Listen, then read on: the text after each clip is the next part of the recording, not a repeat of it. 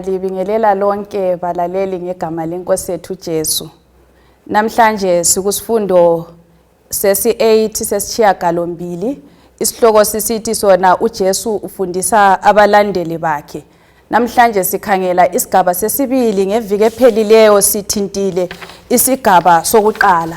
Kuviki lethu lanamhlanje sikhangela kakhulu lapho uJesu eseqedisa ukufundisa abalandeli bakhe ngokuya kwakhe esiphambanweni. Sizabe sigxile kakhulu ebhukwini likaMarko ichapter lingelika 10.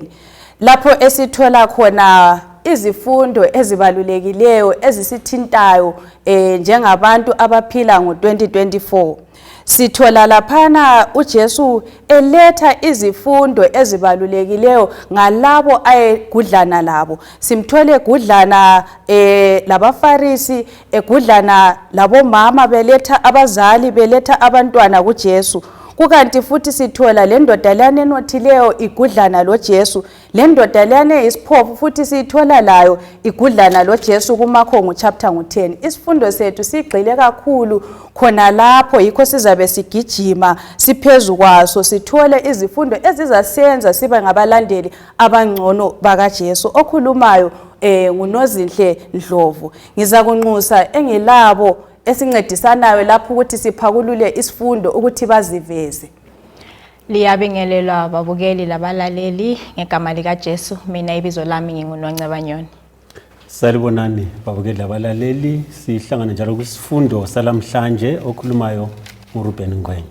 Salibonani babukeli labalaleli, kuyinjabulo ukuhlangana esifundweni saleli viki okhulumayo nguCrayton Gatsheni. Sizathatha leli thuba sibe lomthandazo.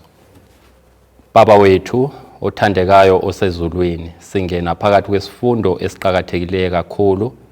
Sinxusa umoya oyingcwele ukubana asichasisele imfihlakalo zelizwi lakho.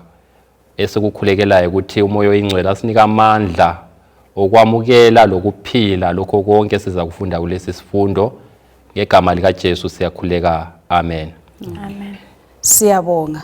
Sinanzelela ukuthi uMarko uthinta izinto ezibalulekileyo ezimpilweni zethu balaleli. Athinte indaba yomtshado, athinte indaba yabantwana, athinte indaba yemali, le cost lenzuzo esizuzayo ngokulandela uJesu. Sizacela laphana Gatsheni usifundele indinyana yethu yokwaziwa ngekhanda ukuthi ithini namhlanje. Sifunda sithatha ebhukwini likaMarko ngu-10 ivesi lingelika 45. Verse 45. Ngoba le ndodana yomuntu kayizelanga ukuzakhonzwa, kodwa ukuzakhonza, njalo ukunikela impilo yayo ibe inhlawulo yabanengi. Siyabonga. Isifundiwe indinyana yokwaziwa ngekhanda. Kambe sitholani bangani bami lapha ukuthi esingakufunda sikuthole kundinyana yokwaziwa ngekhanda yanamhlanje siqathanisa lesifundo sethu sitholani? Mina ngifikela ngomzekeliso ukuthi kusenkampanini utholakale uCEO esithi yena namuhla ngizahamba mina ngiyeliseva itea. Abese sithi inyanga nxa isiphelile iholo lami ngizalinika ezinye izisebenzi. Yikho lokhu okutholakala uJesu ekwenza, uthatha induku yokukhosi ayichiye khona ngalezulwini ehle phansi kithi sibancane kangaka, athi uzosifundisa ukuthi simlandele njani. Kuyi challenge enkulu kakhulu uJesu asenzela khona. Ngigcizelela khonapho ungakhangela ivesi le iza phakathi kwenkulumo ekhona phakathi kaJesu lo Johane lo Jakobe. Amadoda esizathola esifundweni ukuthi babefuna ukuba bakhulu. Na uJesu lapha uletha indaba yokuthi okuqhakathekileyo kulolu hambo lwesiKristu, sikhuluma ngamaKristu ka2024 aphila kathesi. Enye yezinto esizifunda ebhukwini likaMarko yikuthi kumele sifunde ukuzehlisa, ukuba zinceku, ukuthi nxa ukhangela omunye umuntu umbone engcono kulawe, yiwo umoya odingakalayo ebantwini abakhonza uNkulunkulu. Hayi ukuthi nxa ngikhangela abanye ngibabone bephansi kulami, kodwa kufanele ukuthi ngibabone bengcono. uJesu ngesikhathi sakhe uzananzelela ukuthi izinceku bekungabantu ade bekhangelelwa phansi.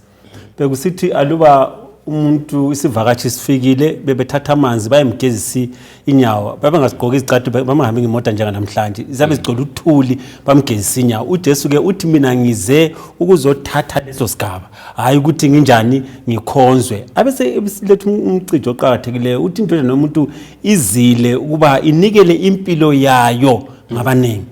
So zanazela ukuthi uJesu wayefuna ukuthi abafundi bakhe babananzelela ukuthi hayibo ukuba mkhulu akuqhakathekanga. Okuqhakathekileyo ukuthi uzehlise uncede abanye kulokuthi wena ukhangelela ukuthi uncedo. Siyabonga imicabango esiyitholayo lapha balaleli lababukeli. Nginanzelela ukuthi omunye umlobo uthi yena ibandla leli kalidingi bantu abaningi abacabanga ukuthi bangabathungameli. Kodwa lidinga abantu abazabakwazi ukuthi bazinceke. Sengathi umlimi engasiphathisa sibe lengqondo le ekaJesu ayelayo ukuthi engafaka uNkulunkulu kulandela abanye yena bese sehla sihamba ngaphansi. Sinanzelela ukuthi kulezinto eziningi kusifundo sanamhlanje uJesu azilungisisayo. Sinanzelela futhi ukuthi khona lokho nxa sikubambisisa kuzasenza sibe ngabalandeli abangcono. Gatsheni sifuna ukukhangela ukuthi kanti uNkulunkulu cebo bani alalo ngomtshado. Phela njengabantu kunenge esikucabangayo ngomtshado.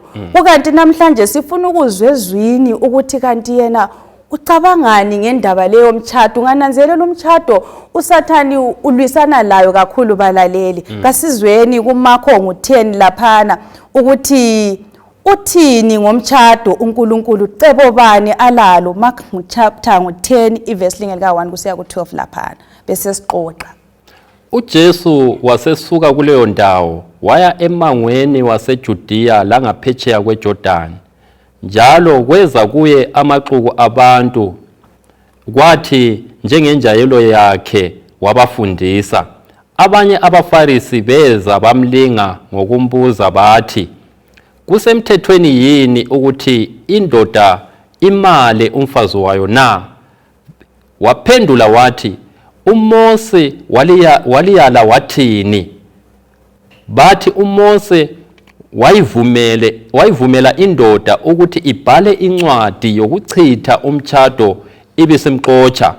uJesu waphendula wathi, kwakungenxa yokuthi zazilukhuni inhliziyo zenu okwenza uMose walibhalela umthetho lo. Kodwa ekuqaleni kwendalo uNkulunkulu wabenza indoda lomfazi. Ngaleso sizathu indoda izachiya uyise lonina imanyane lomfazi wayo ukuthi labo bobabili babe nyamanye. Yikho gaba sebabili sebemunye. Ngakho lokho uNkulunkulu asekuhlanganisile akungehlukaniswa muntu. Bathi sebengenile endlini njalo abafundi bambuza uJesu ngalokho. Waphendula wathi, loba ngubani olahla umfazi wakhe athathe omunye umfazi uyafeba kuye. Laye uma elahla indoda yakhe endele kwenye uyafeba. Siyabonga. Hey, sithola lapho uJesu sengene phakathi kwenye indawo enzima. Sebembuza umbuzo onzima. Phela abaFarisi labo babelendlela ababecabanga ngayo ngendaba yomtshado le. Kasixoxeni ukuthi kanti lapho kwakwenza ukuthi babuze uJesu umbuzo onje kuyini? Maybe singakafiki khonapho Mandlo. Nginanzelela ukuthi indaba yomtshado leyi iyasithinta kakhulu.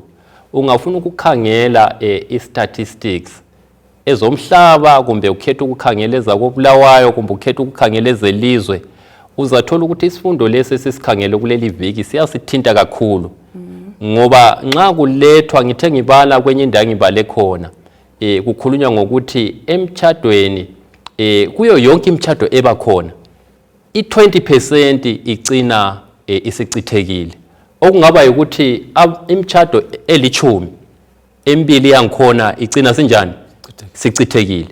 Imtshado 100 20 igcina sichithekile. So sikhuluma ngento lapha esithinta kakhulu echaya phakathi kwebandla langaphandle kwebandla. So isifundo sibile sithinta wonke umuntu. Kodwa siyabonga ukuthi nxa singena esifundweni lapha siyezwa ukuthi kanti uNkulunkulu vele kuyini akujongileyo la kukhangeleleyo ngendaba yomtshado. Sizananzelela ukuthi abafarisi bebuza lo mbuzo babemlinga uJesu. Uzananzelela ukuthi bona ngokwabo bebekuthetha ukuthi ukwehlukana kusemthethweni kuyimfanelo. Bekuthathele emuva ngale njalo bebenanzelela bona ngokwabo bebehlukene. Kulabanye ade bekholela ukuthi indoda ingehlukana lomkayo aluba mhlawumbe ingamsuthisi indingeko zakhe, mhlawumbe engathola inzalo, kumbe mhlawumbe etholakale elomunye athandana laye. Now bebuza lokhu ke sinanzelela ukuthi bekubuza lokhu uHerodi ube yale umkakhe wathatha uHerodias umkamfo wabo. Bekwazi ukuthi uJesu angathi kubi ngezindlela usezixabanisa lobani lombusi. uJesu ebaphendula ke ubabuyisela emthethweni ukuthi kathi umthetho uthini. Na kwenza ukuthi bazibophe ngwabo umthetho. uJesu esebaphendula ukuthi hayibo owala umkakhe ayethatha lo omunye usefebile la ngezindlela uJesu wayekuthi ukuthi lanxa uMosi wayethe kube lencwadi yesehlukaniso kodwa yena njengoNkulunkulu uthi ukwehlukana kunjani akulunganga. Siyabonga. Sinanzelela ukuthi lokho kugcizelelwa indaba yokuthi uNkulunkulu ukwehlukana uyakuzonda. Ungahamba encwadini kaMalaki ngo2 verse ngeka16 ukuveza khona lokho ukuthi indaba yokwehlukana asocebo likaNkulunkulu lona lelo. Ungananzelela lapho uJesu wayeselungisa izinto ezasezonakele. Okungangokuthi ukuthintile egatsheni ukuthi lapha kukhona sokonakele. Ungananzelela emuva lelike la kuthinta babungwenye ukuthi abanye bebesiba lezizathu zokuthi behlukane lamakhosikazi abo. Sikhangela ukuthi bekulomcabango weShamayi wezizathu zonezo elizithintileyo. Kukanti bekulalaba ade behamba ngomcabango weHileli lo obusenza ukuthi kube lencithakalo ukuthi abantu baphonga kwehlukana nje noma isiphi isizathu. Omunye uzathi ukuthi ungikhangele njani, hayi akusatsho. Kodwa sithola ukuthi uNkulunkulu lapha ubabisela ekuqaliseni ukuthi yena vele kahle kahle eqala indaba yokwahlukana leyi kanjani kayithandi. Ebese sithi ngenxa yokulukhuni benhliziyo zethu sokungavuma ukuthi abantu banjani behlukane. Zizathu bani ezingenza ukuthi abantu behlukane esingazithinta siveza ukuthi icebo lezulu lithi khona okuhlanganiswe ngoNkulunkulu kakungehlukaniswa. Nxa sikhangela isifundo lesi sithola ukuthi uNkulunkulu vele ukwahlukana idivorce kayifuni. Uyayizonda idivorce ngesizathu sokuthi nxa sikhangele lapha ephendula uJesu ubabisele emuva lapho kwadalwa khona uAdam lobani okwadalwa khona uAdam loEva. Nxa silibala iBhayibheli kasitshelwa ngokwehlukana kwabo uAdam loEva, kodwa umtshado waqhubeka baze bayenjani, baze baye kufa. Wona vele umtshado eBhayibhelini nxa sokhangele ufananiswa loKristu lebandla lakhe. uKristu walithanda ibandla waze walifela esiphambanweni, kodwa walithanda lenzeni? Walithanda ibandla lingcolile limanikiniki. Vele ezinye zezizathu nceba ezokuthi abantu abathatheneyo begcine besehlukana yikuthi omunye uyabekhangela omunye wakhe wambona engani istandard sakhe kumbe lokho ayikho khona akumsuthisi kumbe kungcolile abe sekhetha ukuthi anjani amchiye. Kodwa uJesu onguye umyeni lebandla leli eliyilumakoti, uJesu ulithanda ibandla lilamaphutha alo.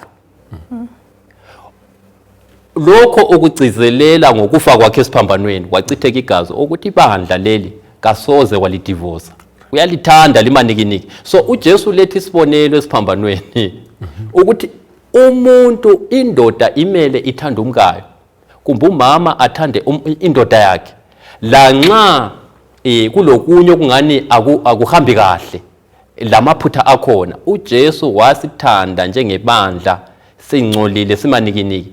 So nxa sesibala lapha sithola iBhayibheli sitshela ukuthi mhlawumbe ngenxa yobufebe, nxa sokuthe kwaba lokuphinga, ngibuyele empuzweni wakho, nxa umama esebanjwe lenye indoda kumbe ubaba sebanjwe lenye indoda, kulapho osungamchiya khona. Kodwa uNkulunkulu vele akufunayo ukuthi kungabi lani lokwehlukana, ngoba nxa sekhuluma labafundi esiya phambili uthi yena ungayichiya indoda, umama angayichiya indoda ayithathwa ngenye indoda uyafeba. Le ndoda layo ngokufana naye as long ezephila, nxa engakafi akula muntu olelungelo lokuyathathwa ngomunye kumbe lokuyathatha omunye. Kumele ummelele azaye kufa ukwenzela ukuthi uqhubekele phambili, uthatha omunye umuntu kumbe uthathwe ngomunye umuntu. Siyabonga, sinanzelela ukuthi uNkulunkulu uyawuqakathekisa umtshado ungcwele balaleli, sivezela ukuthi abantu babanyamanye, babe ngqondonye, babe enhliziyonye, kambe nxa sokwehlukana kungaba yini?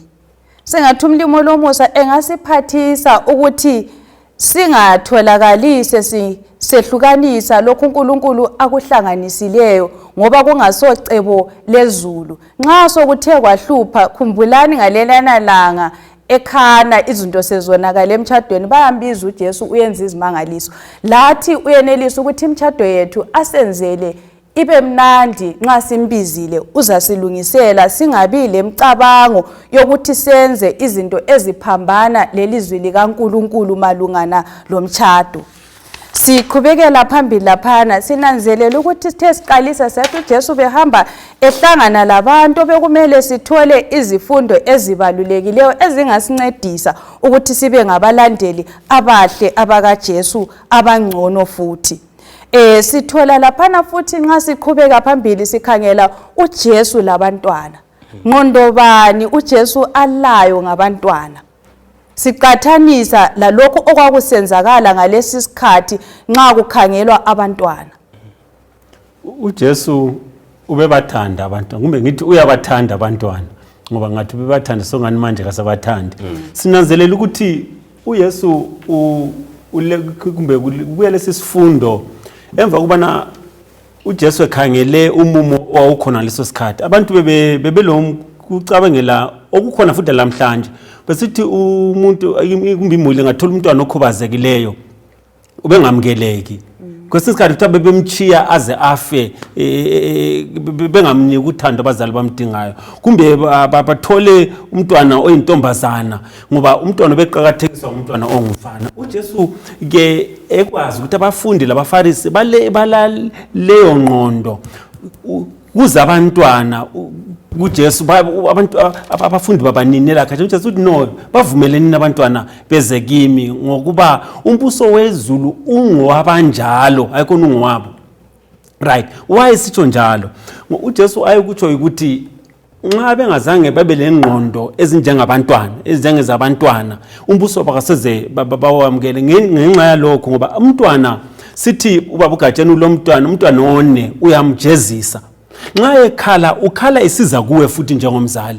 Umntwana akakubambeli isikhwili njengomzali. Umntwana uyaxolela. So nxa singaba lengqondo njengabantwana ezokuxolela, sixolelane thina, uNkulunkulu sizathola ukuthi uzasixolela. Sizathola ukuthi umbuso ke uza kuba ngowethu.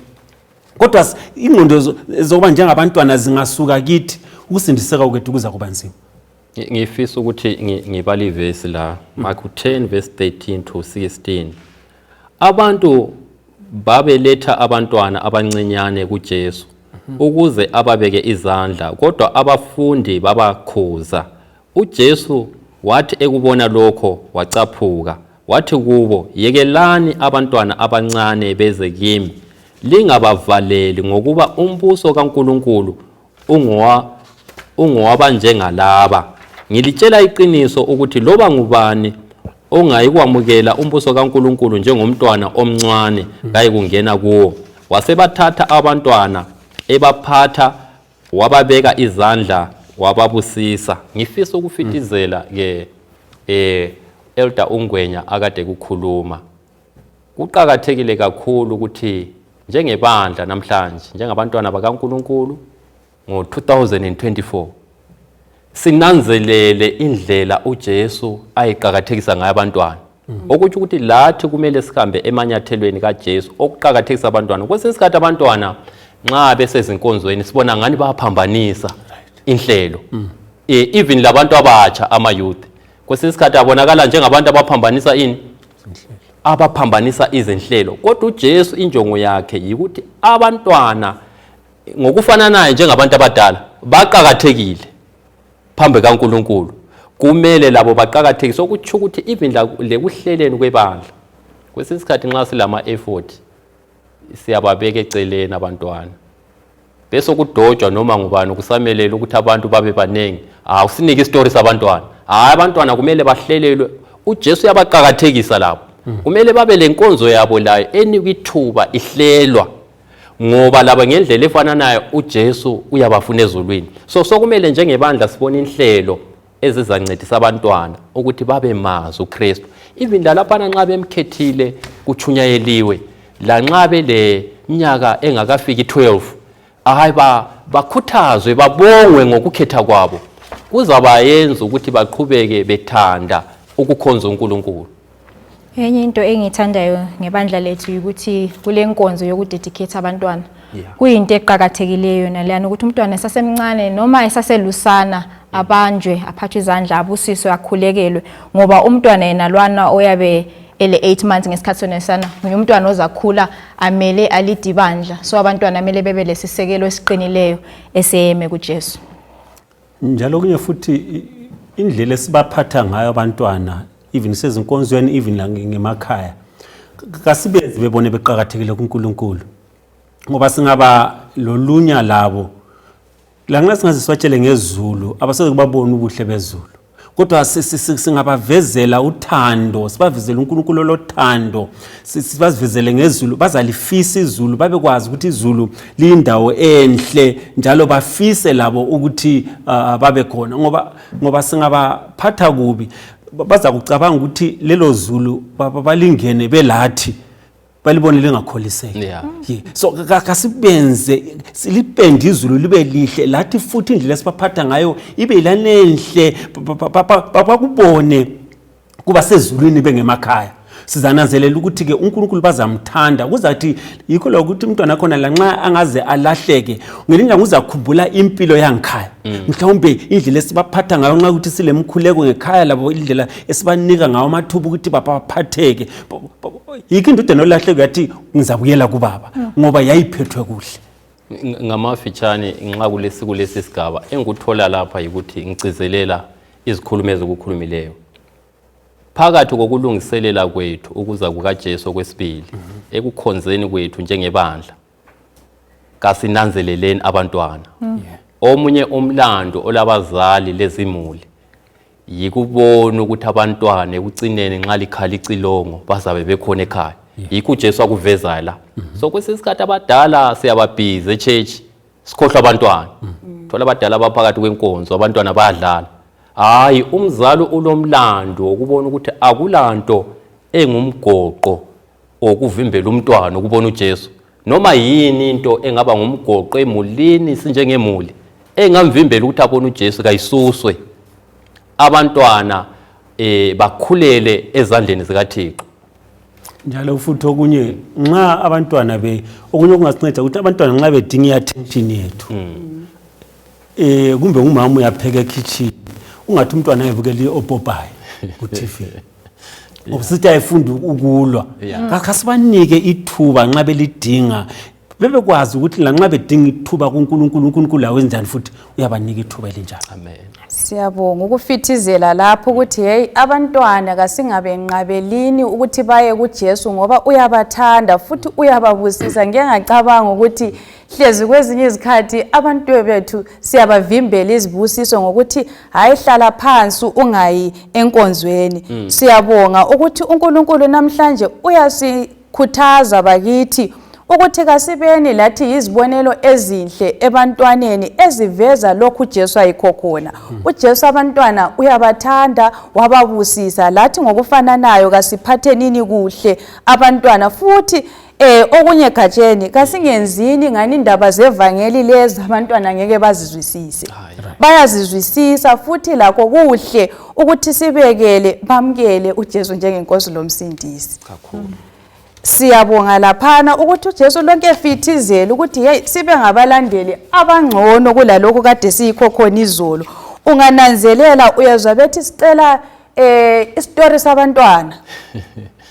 Ukhona ongasinika istory sabantwana ingathi inkosi yabantwana kayiqhakathekiswa but namhlanje sithola ukuthi hayi labo baqhakathekile lathi kumele sibaqhakathekise njengalokhu umdali wabo ebaqhakathekisa singabavimbeli ukuthi baze kuNkulunkulu.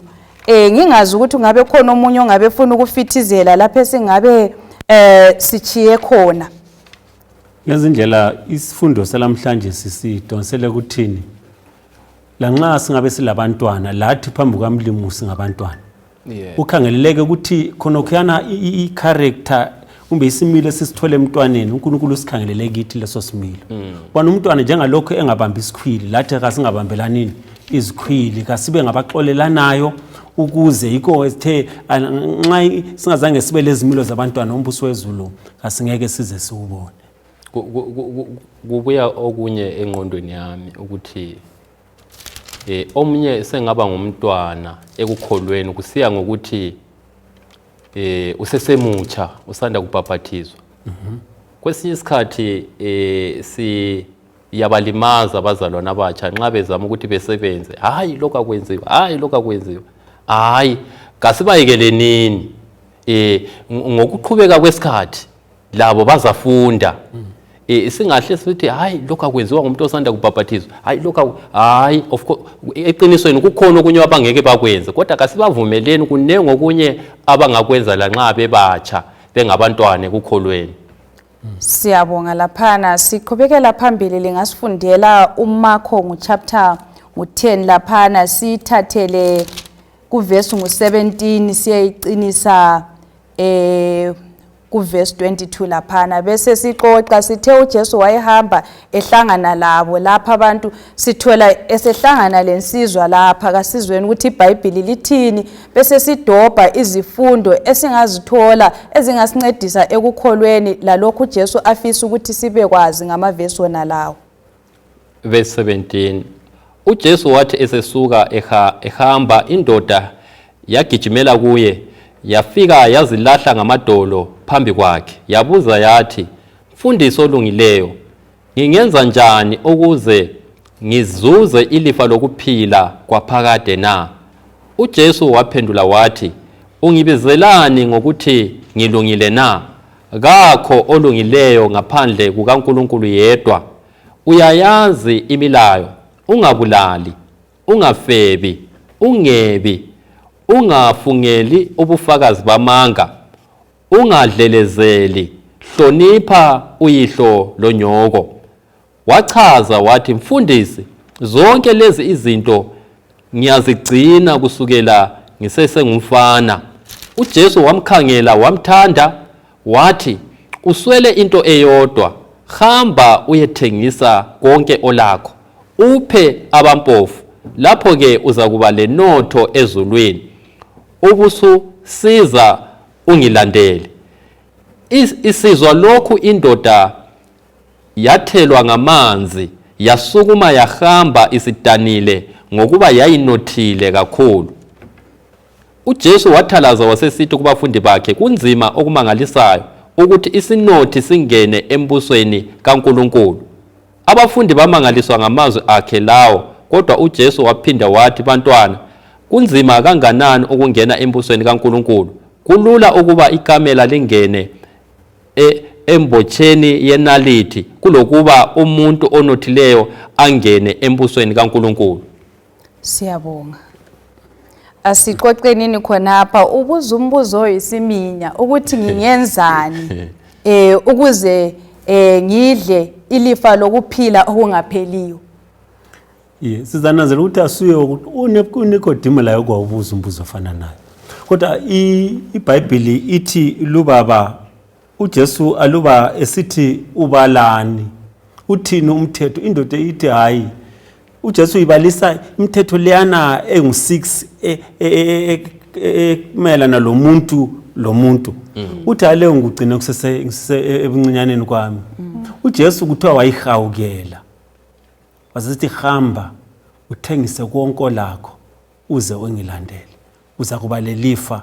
Kuthiwa yasuka inyukubela kumbe izondile ngoba yayinjani yayinothile. Uzananzelela ukuthi uJames ngale uthi ungayigcina imithetho ibe ngu9 uwehluleke kowodwa yonke usuyehlulekile. Indoda ilale yehlulwa ngumthetho wokuqala ethi ungabi labanye uNkulunkulu ngaphandle kwami, ngoba ngendlela eyaziphatha ngayo ukuthi inotho kiyo yayiqhakathekile kuloNkulunkulu, ngokunjalo ke inotho yayinguNkulunkulu wayo. So uzananzelela ukuthi ngenxa yenotho indoda leyi yalahlekelwa ukubana ithole umbuso wezulu. Usinanzelela ukuthi mhlawumbe singabona ngani lindoda yayiyisithutha lamhlanje kasifanani lawo yini, abanye kuningi sesikukhonza. iBhayibheli lithi okubuya kuqala kuwe kumbe kimi kuloNkulunkulu kunguNkulunkulu. Abanye bethu sikhonza izimuli zethu, abanye bethu sikhonza mhlawumbe izimota umlimi asinikezona, izinto eziyisibusiso kithi izo sesizikhonza endaweni kaMdali. And ekugcineni singasuma singananzelelanga sizabe sigabeni sifana nawo lali indoda babagatsheni eyasuka izontile ngoba yayinothile. Uyazi uthe ukhuluma ngacabanga ingoma ethi ngifundise ngizibone kulokufuna amandla. Undoda lo wayecabanga ukuthi imithetho unjani uyigcinile, kodwa nxa sefika lapho ukuthi aqondane lo Jesu sithola ukuthi hayi lindoda yayisilela. Umakhelwane wayo yayingamthandi njengalokho izithanda. Nginanzelela ukuthi hleze enxenye lathi siyakwenza balalela ukuthi uNkulunkulu ngingakunika konke kodwa achi lapha. Kulezinye izinto esingafuni lazo. Undoda lo wayelezinto eziningi kakhulu kodwa wayengafuni ukuthi anjani ayehlukane lazo abe labanye. Ngize ngananzelela ukuthi kwezinye izikhathi siyabe sibona ngathi senza kahle, sisenza ngamandla ethu, umoya kaNkulunkulu ngekho. Lundoda wazifakela okhwethu kuhle kusivezele ukuthi ukusindiswa akuyeyamanga entweni esingazenza. Ngingazi ukuthi abanye batholeni khona lapho ukuthi hayi asokulalela nje kodwa ikulalela okusukela ngaphakathi osokuvezwa izithelo, izenzo ziveza uNkulunkulu uJesu oyabehleze ephila phakathi kwethu ebesesenza ukuthi senze ukulunga, hathi ukulunga vumani ngithi okokuzibazela. Undoda lo singathi wayelokokuzibazela okwakhe ngesikali sakhe wayichayile kodwa ngokwezulu engelalutho. Enye into engiyithandayo ngoJesu ukuthi akakhulumi yena into angayenzanga. Uyamtshela ukuthi thatha inotho yakho unika abayanga obusungilandela.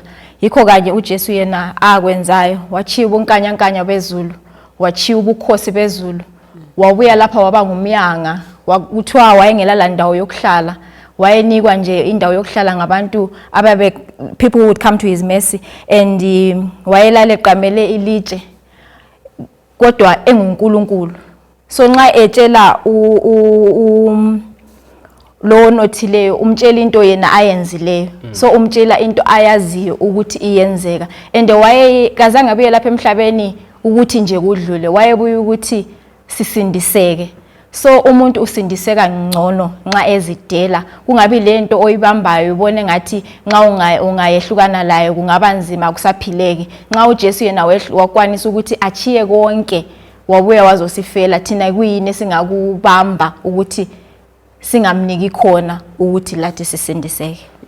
Ngicizelela khona lapho sithola ke lapha endabeni lesibala la kuvezwe ivangeli ngokupheleleyo. Ivangeli kasokubala amavesi sibalo Revelation labo Daniel kuphela, kodwa okunye okuqhakathekileyo yikuphila ivangeli. Ukuphila ivangeli yikunanzelela indingeko zabantu sizifinyelele, yikho sokuvezwa nguJesu la. Kodwa nantu uhlupho olulama Kristu amanengi okugoqela laphila namhlanje ngo-2024.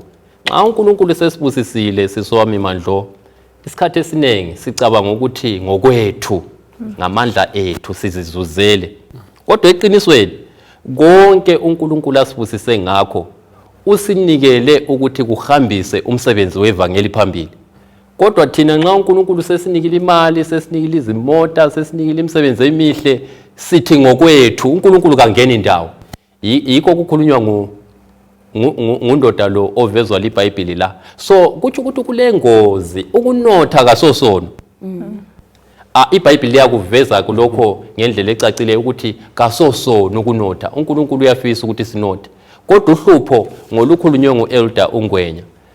Imali kumbe inotho ingasuka ihambe phambili ibe yiyo kuqala uNkulunkulu emuva. Hayi lapha sokulohlupho la. So uNkulunkulu babukeli labalaleli uyafisa ukuthi sinothe. Kodwa kunethweni kwethu kasinanzeleleni ukuthi siphiwe ngubani. Njalo osibusisileyo wasipha leyo notho la leyo mali ule njongo bani. Injongo engithola eBhayibhelini ngiyokuhambisa umsebenzi kaNkulunkulu phambili. Yikho uNkulunkulu esibusisile ngazo zonke izinto asinike zona. Ukumele ukuthi mina ngikhulekele ukuthi umlimi angivula amehlo ngibone ukuthi manje imali le ingena nga. Imota le manje izangena nga. Lokho ngilakho engigciniswe ngumlimi kungaba lengxenye bani ekuhambiseni umsebenzi kaNkulunkulu wevangeli. Siyabonga. Uhlupho esibala lezikhathini eziningi sisuka sibone ngani lokho esilakho sizenze sitholele. Yeah. Ungakhangela abantu abaningi ngasilahlupho ngokubuyisela kwethu. Khona ngosize emnikelweni anti leyo ke okwethumisa wathi ngokamlimi lokho kwethu kasifuni ukwehlukana lakho. Yeah. Ngangcono ngingabuselo nginganikeli ngoba lokho ngokwami. Umlimi wayefundisa ukuthi siphane. Fana lo mntwana ikho the ngale sibe njengabantwana umntwana ungamnika ulutho ucele uyakuphulela lokho kanjani obumnike khona. Umlimi ufuna sibe njalo. Wayesithi hamba khona okuncane unothi kunengi uyekuthengisa. Inhliziyo yobugovu hambe ithengisa. Inhliziyo yokuthi lokho ngokwami hambe ithengisa ukuthi sizungilandele. Sizanazelela ukuthi aluba kasifani lali indoda aluba abaswelayo phakathi kwethu kabasweli ngendlela abaswela ngayo. Kodwa ngenxa ukuthi ngaphakathi kwethu singayisola lindoda kodwa lathi wena bangako suku wabasiza. Bangaki? Umakhelwane wakho ungangcono nyechitha isithwala ebhimu umakhelwane lele ngadlanga. Ujesu uthi hambe ethengisa konke olakho uze ungilandele. Siyabonga.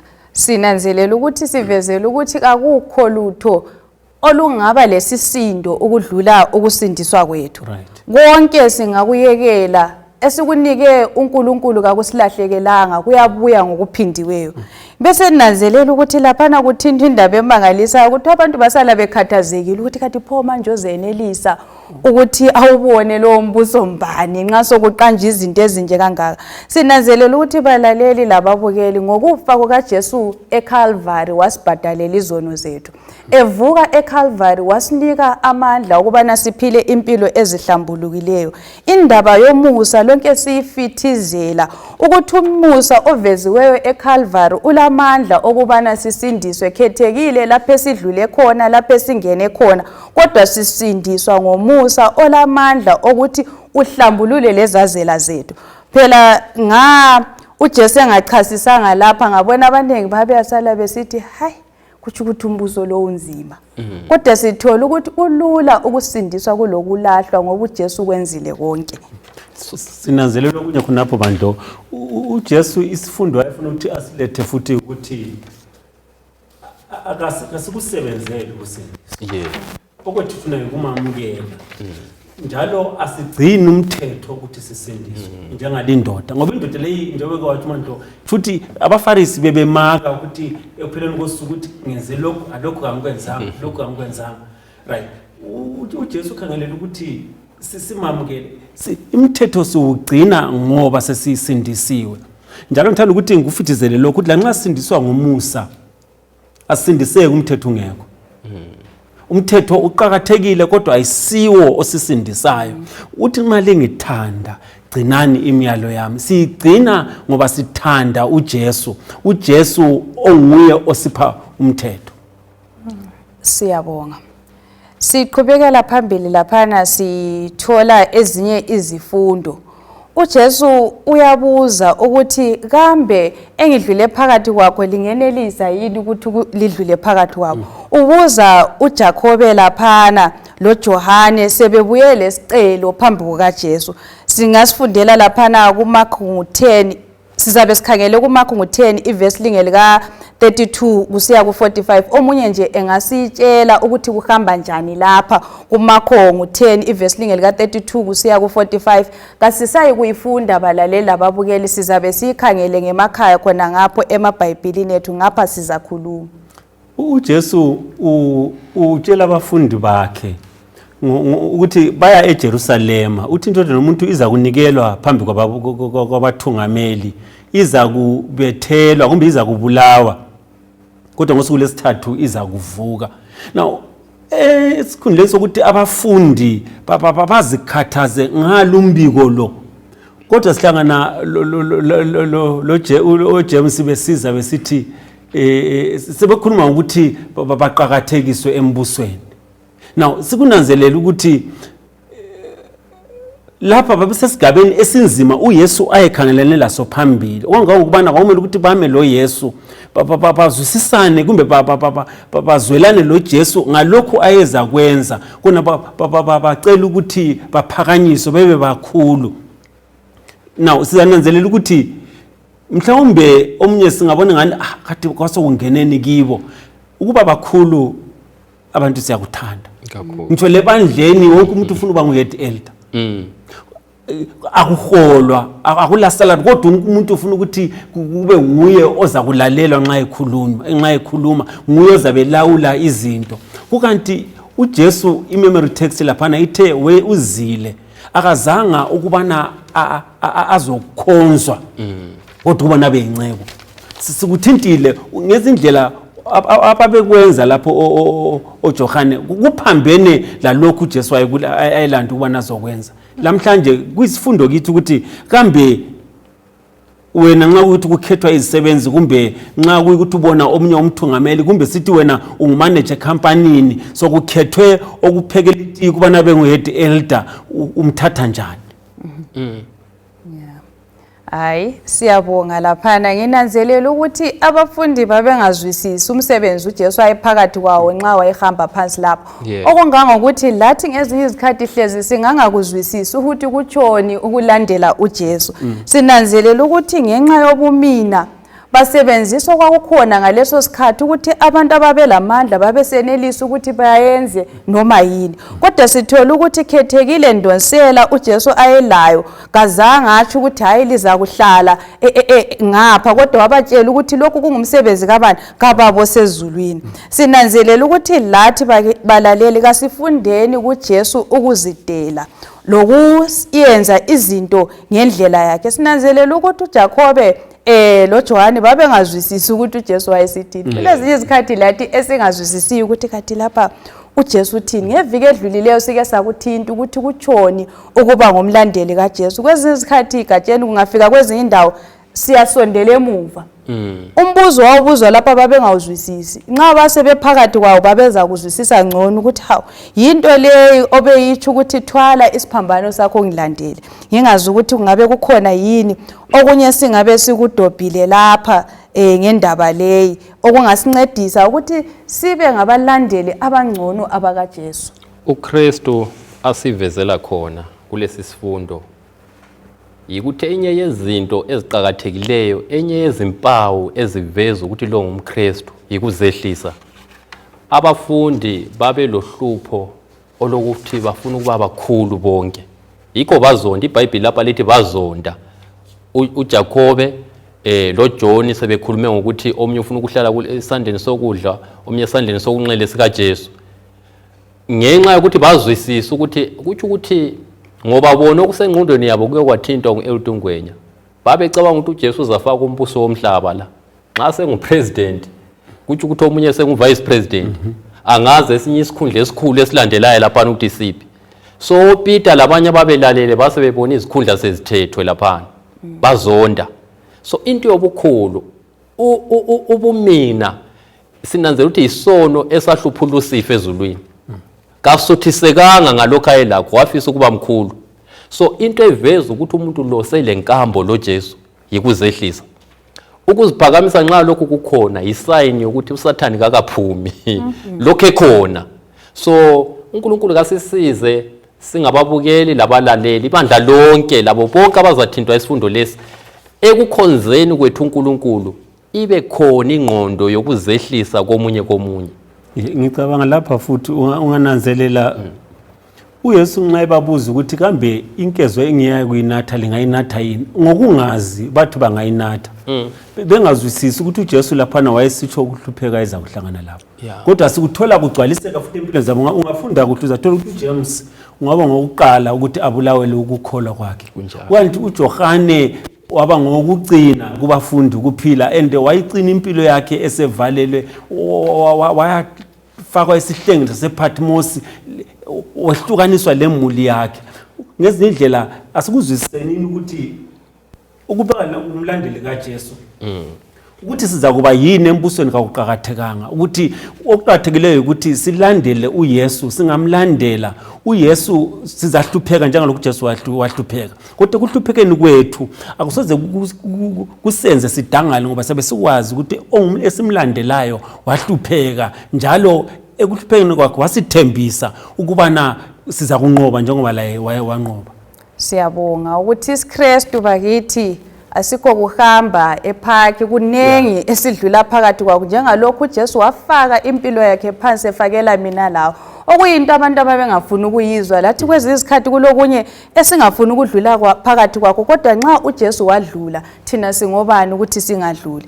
Bese siqhubekela phambili laphana sinanzelela ukuthi enye indoda iyahlangana loJesu futhi laphana kuMakho sithola ukubana uyabuzwa lundoda ukuthi ufuna ngikwenzeleni. Ngeke ngacabanga ukuthi nxa ubungabuzwa mlaleli ngoJesu ukuthi ufuna ngikwenzeleni ubungathini.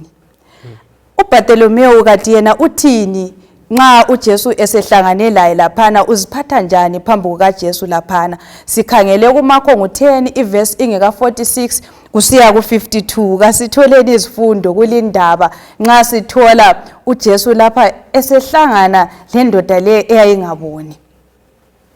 uBartholomew lo wayesiphofu abuza ukuthi ufuna ngikwenzeleni kambe uJesu wayengakwazi ukuthi uBartholomew ufunani. Okay, siyabonga Mandlo.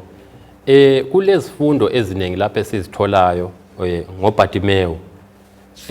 uBartimew khona lokho ukuthi wathi Jesu ndodana kaDavida eyisiphofu engaboni ukuthi ndodana kaDavida kumaJuda kwakulomutsho okwakuqala yikuthi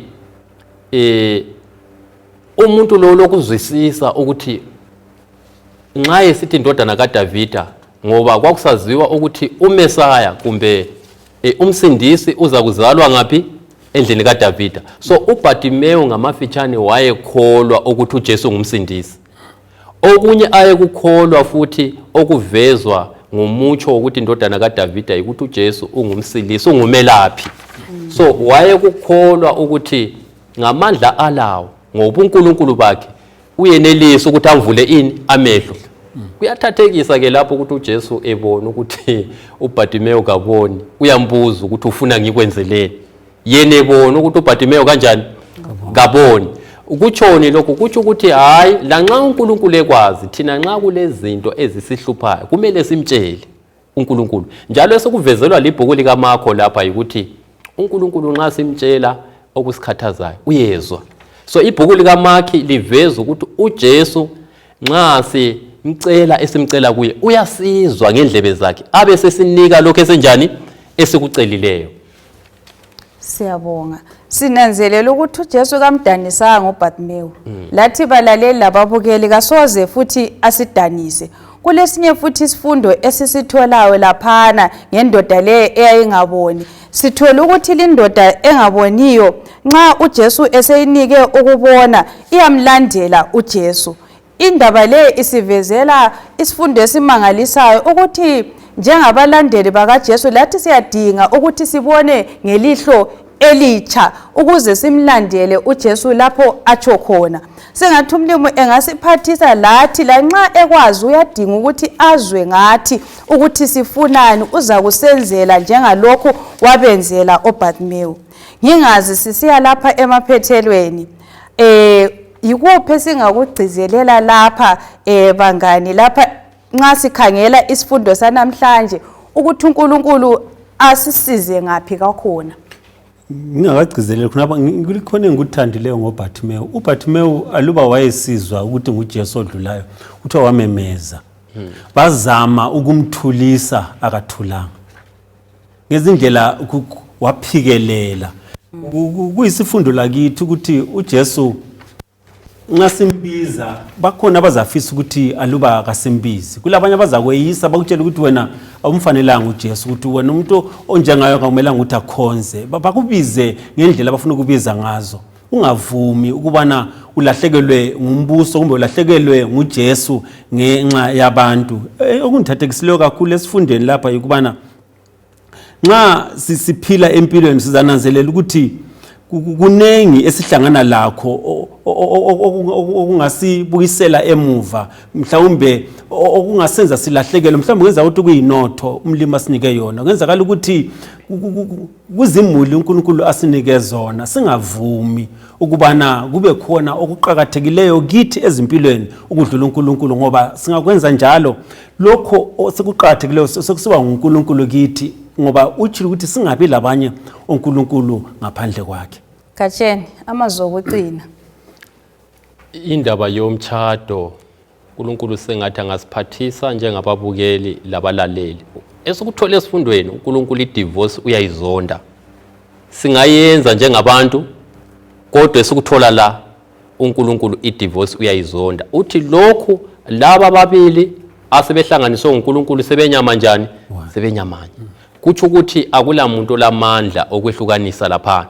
Njalo kuthi lezi zinto ezithintiwe laphana ngenxa yesikhathi asisachasisa ngokunye ukuchiya kukaJahe chiya abangibo lentombazane chiya abangibo kulomutsho khonokhuyana ongancedisa ukuthi umtshado uqhubekele phambili kungela divorce.